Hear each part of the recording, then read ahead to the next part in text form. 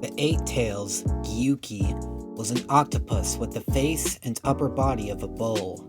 A small fragment of his chakra manifested within Naruto's mindscape. The blonde now had remnants of all nine-tailed beasts. Only the orange fox still sat in a cage. Tiny versions of the other beasts sitting around him. He looked up at the cage's paper seal, hanging limply onto the bars. Naruto knew what he had to do. Even with the fox's recent willingness to cooperate, he wasn't sure how he was to go about fully befriending the beast.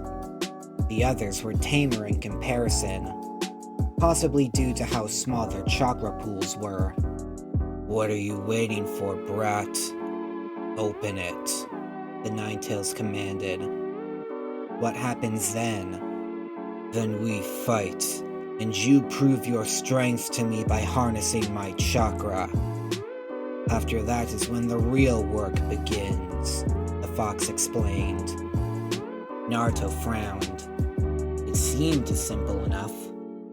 Then again, Naruto had never faced the full power of the fox. He remembered his fight with Yagura, back when he was being controlled by Obito with Koto Matsukami. The Three Tails then seemed impossible to beat, even with a fragment of the fox's chakra. Considering the Nine Tails was stronger than the other 8 combined, there was no telling what he'd face. The only positive was that their fight would take place in his mind, so no one else would be harmed. "I will say this, brat. Neither Mito or your mother were able to tame me. Although I'm willing to cooperate with you, I won't make it any easier. So prove you're the chosen one." Naruto sighed. "You still haven't explained what that means." "Win, and you will receive the answer." Naruto looked to the other beasts, all of them nodding. The blonde nodded back, walking closer to the cage. A column of water carried him upwards, Naruto ripping the paper tag off in a single movement. Naruto then raised his shirt, the 8 trigram seal appearing on his stomach. He moved his hand over it in a twisting motion, the lock on the cage opening. There was no time to breathe, as the bars swung open, the Nine Tails charging out of his cage with a deafening roar. Naruto landed on the water-covered floor, looking up to the 9 tails on top of him. Wind style, soul speed! Naruto created distance, the fox attacking with his tails. Naruto batted away 8 of them using boil style, kicking upward to blow away the 9th. He unleashed a barrage of scorch-style spheres, which were only a minor annoyance to the fox. "Don't think I can't fight back with ninjutsu of my own, brat. Fire style, fireball jutsu." The flames were the size of a house, the water below turning to steam. Naruto summoned several walls of earth, most crumbling from the heat. "I didn't know he could do stuff like that," Shukaku shrieked. He spent years inside several Jinchuriki. Watching them and how they use chakra is all he's been able to do, much like myself, Gyuki stated. And for tailed beasts who don't possess a unique power, copying humans is a useful skill. Our big brother is lucky, however. He has a Jinchuriki who can use every element, which means he has a lot more options to work with. The Nine Tails made hand signs, a tsunami crashing down on Naruto. The water was drawn into his palm, Naruto sending it back at the fox at the speed of lightning. The jets of water would have split a mountain if they weren't inside Naruto's mindscape. Wind style, Twin Rasen Shuriken! The fox batted the attacks away, Naruto advancing with a burst of steam. He aimed a punch for the fox's face, only to find himself slamming into the ground, being crushed by the orange paw. Earth style, Stone Drill! Naruto's muffled voice was drowned out by the fox's snarl as his hand was forced back. Naruto unleashed more drills, distracting the fox from his hand signs. Earth style, earth bindings! Those puny chains won't hold me, the fox shouted, his tail smashing them with ease. How about this then? Naruto hissed. Wood style, Edict of Enlightenment. Pillars of wood appeared, the beast freezing for only an instant. The pillars were smashed soon after. This is your mindscape. Wood style has no effect here. Naruto seized. Nothing seemed to work. Part of him expected that. He thought back to the fox's words. No other Jinchuriki had mastered the Nine Tails. Each was powerful in their own right. Your Uzumaki on top of that. If they couldn't, how could he? Am I going about this all wrong? Naruto asked himself while dodging more attacks. If I can't beat him, we won't be able to work together. Wait, that's it! Naruto chuckled as he landed, orange tails threatening to crush him.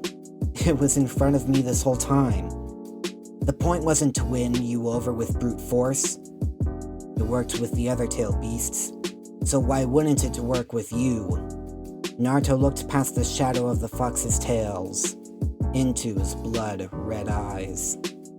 His slitted pupils widened, tails stopping inches from crushing the blonde. Why did you stop? Naruto smiled. We're supposed to be friends, aren't we? You're not the one I should be fighting. Not anymore. If we're going to work together, we need to put aside our past grudges.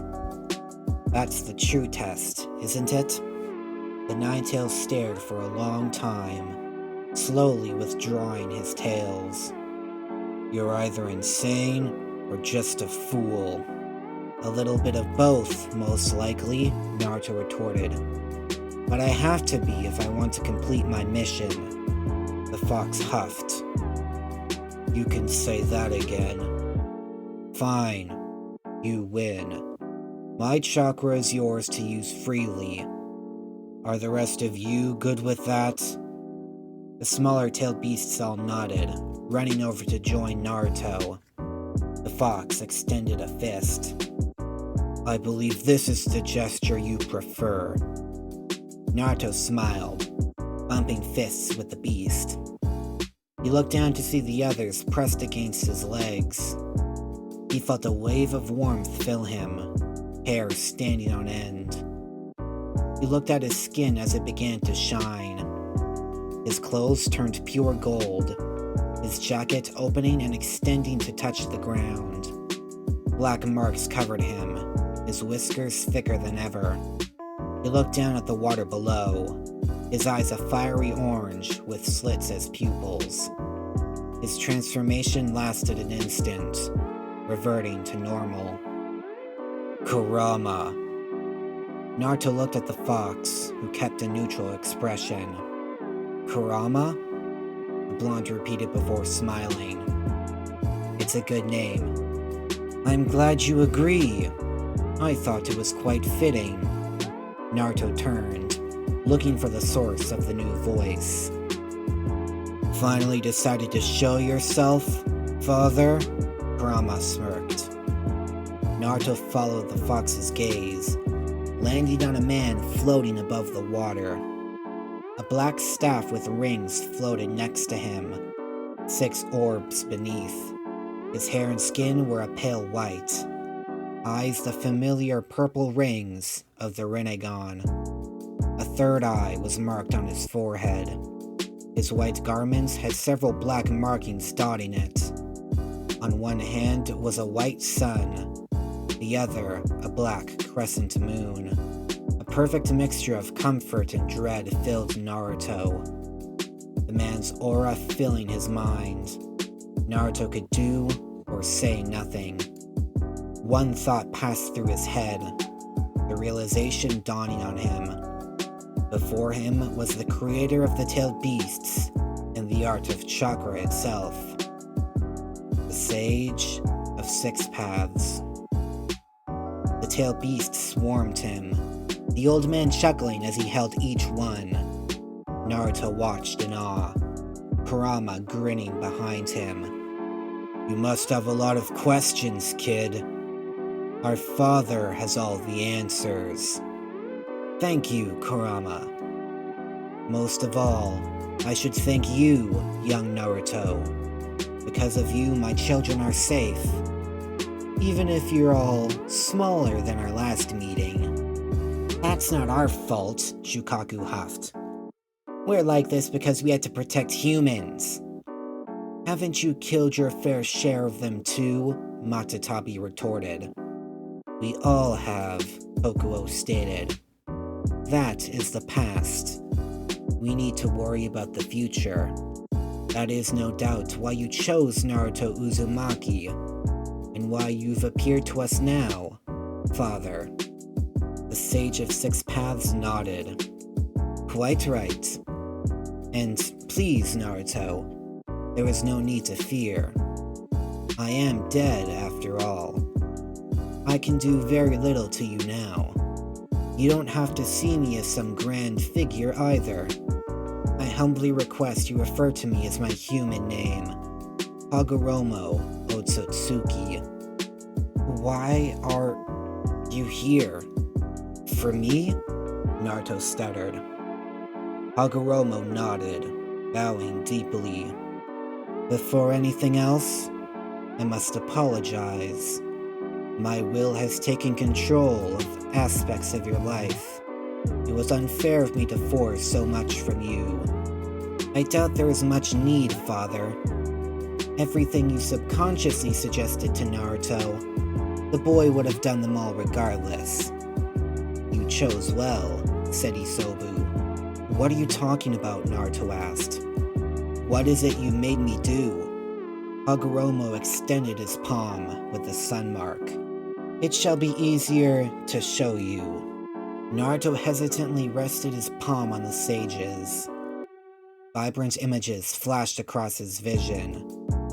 Once they stopped, Naruto realized Hagoromo was the reason Naruto decided to help the tailed beasts. He was also the reason Naruto hated the act of killing. Naruto had to agree with Isobu now. Both of those things I chose for myself, Hagoromo. I chose to help the tailed beasts, and I'm glad I did, now that I know who they are. Hagoromo smiled. "That is good to hear, but I'm afraid I still have another favor to ask of you, although you're already set on fulfilling it." "I don't understand," Naruto replied. The sage then extended his palm with the moon marking. Naruto touched it as well, more images flowing through his mind. This time, they were of the future.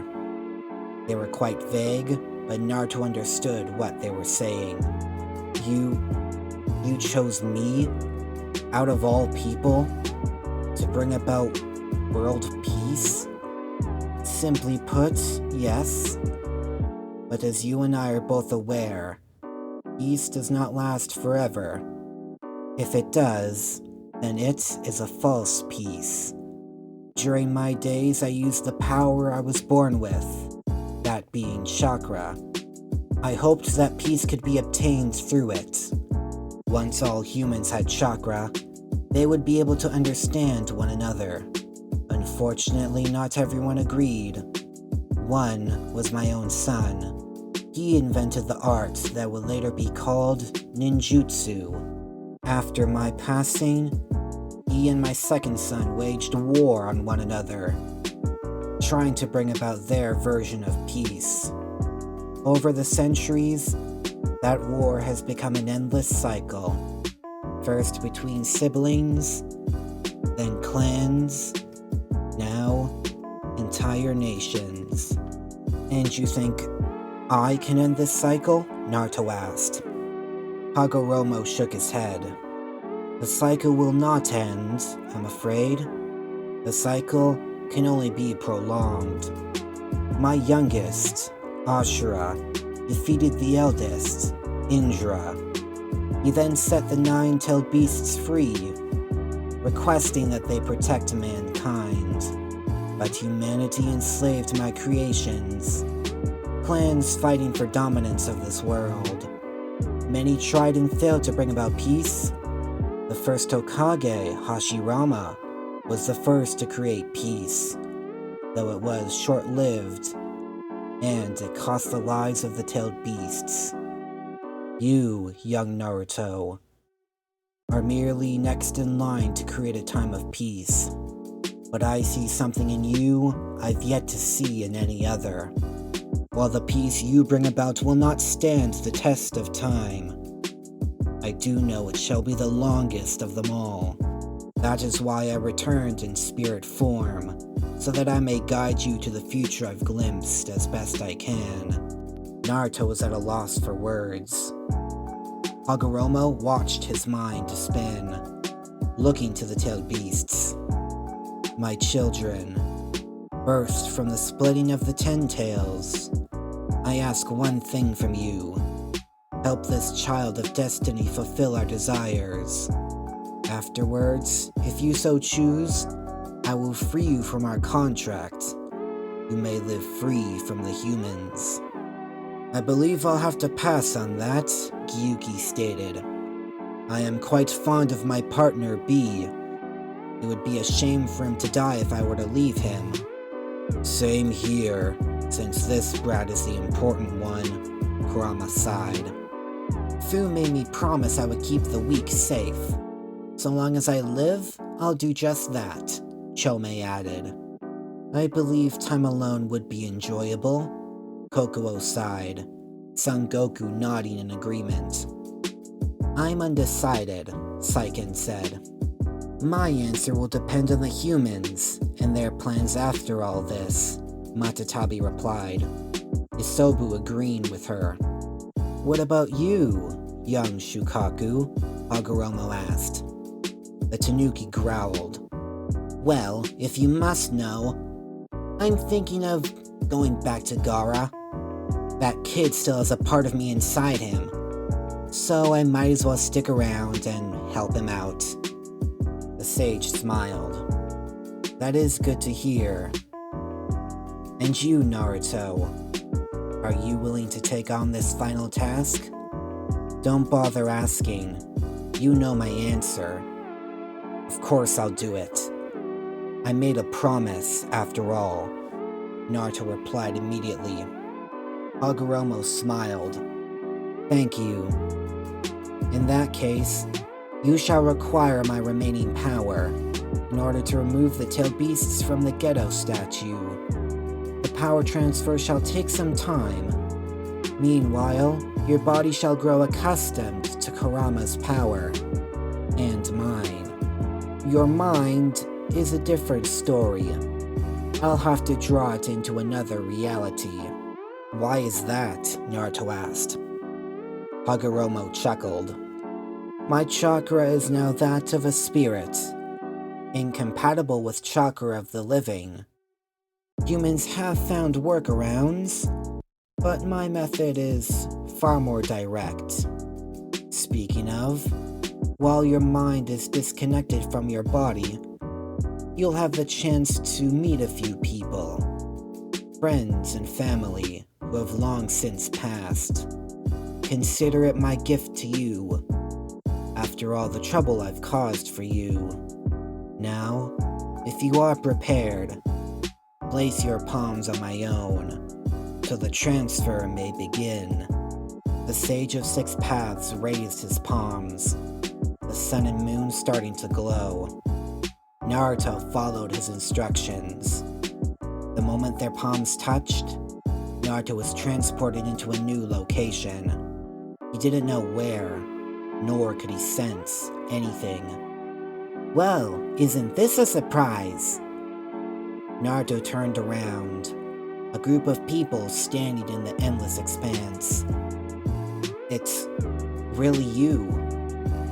All of you. Naruto breathed out, holding back tears. Not just us. There's two more, Fu grinned.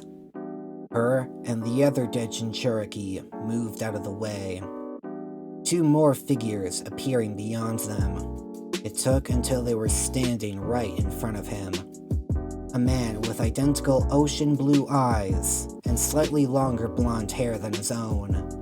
A standard Jonin outfit. A red and white Hokage cloak over top. The other, a woman, with bright red hair which matched Karen's, as well as violet eyes. They were his parents. Minato Namikaze and Kushina Uzumaki. The tears came moments later.